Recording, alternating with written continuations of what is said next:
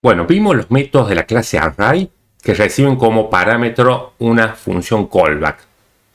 Vimos el filter, map, find, find index, sum, every, for each, sort, reduce, reduce right.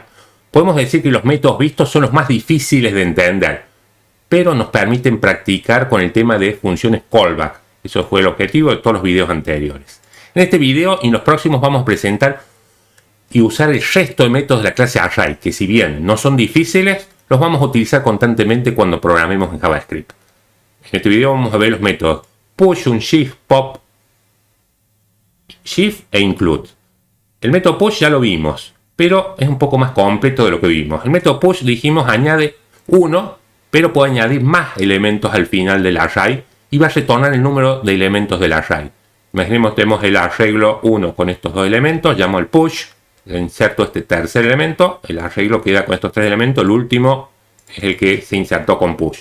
Pero podemos llamar el método push y pasarle múltiples valores, 2, 3, n valores podemos pasarle y se agregan esos elementos al final del arreglo. Entonces, último, el método push eventualmente siempre devuelve el tamaño del array, ¿sí? Además de insertar el o los elementos, devuelve un entero de cantidad de elementos que tiene el array. Por supuesto que muchas veces no utilizamos ese valor devuelto, ya que en cualquier momento lo podemos consultar a través del atributo length.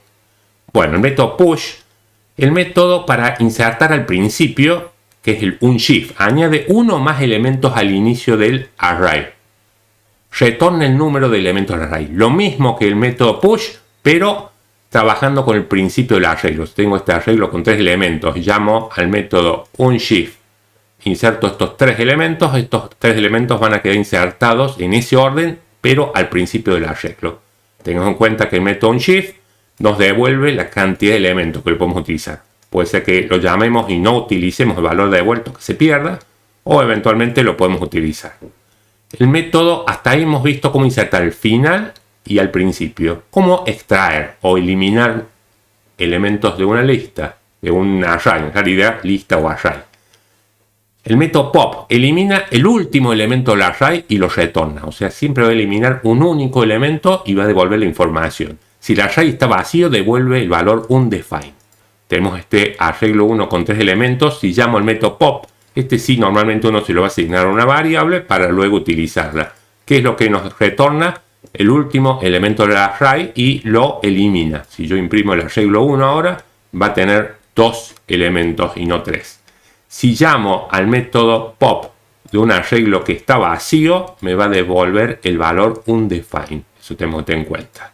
No devuelve un número, no devuelve el valor propiamente dicho que esté almacenado, sino que va a devolver un undefined.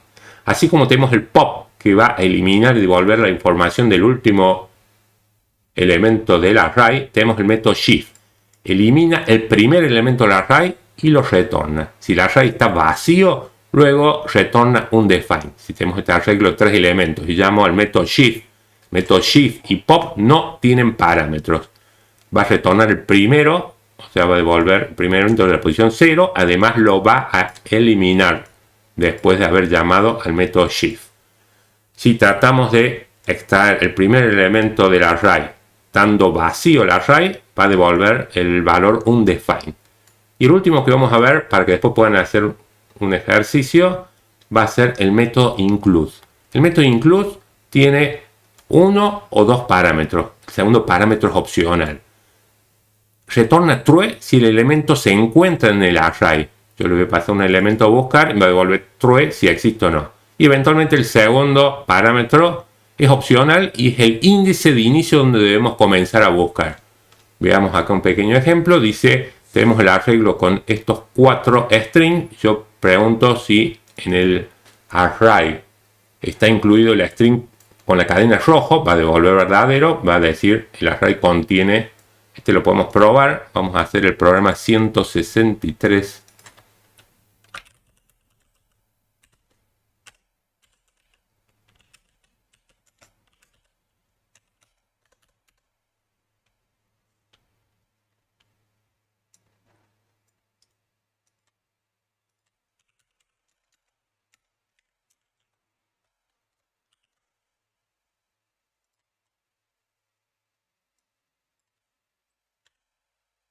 Bueno, arrastramos el programa 163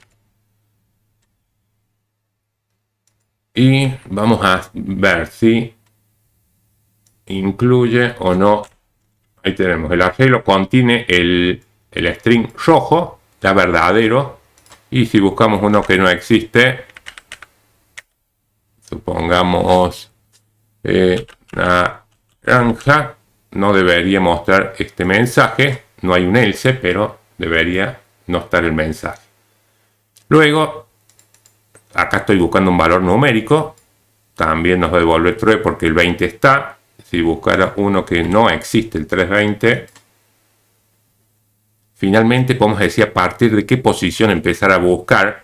Si busco el 10 en el arreglo a partir de la posición 2, recordemos posición 2 es a partir de acá, no se encontraría, por eso el include me devuelve el valor false y nos muestra el mensaje, el arreglo no contiene el valor. ¿Sí? Por él se podría decir que sí contiene. Entonces devuelve un boolean, true o false, el método incluso. Bueno, hasta acá la explicación de estos 5 métodos que vamos a estar haciendo uso constantemente cuando trabajemos con array. Cualquier duda en las consultas, en los comentarios. Gracias.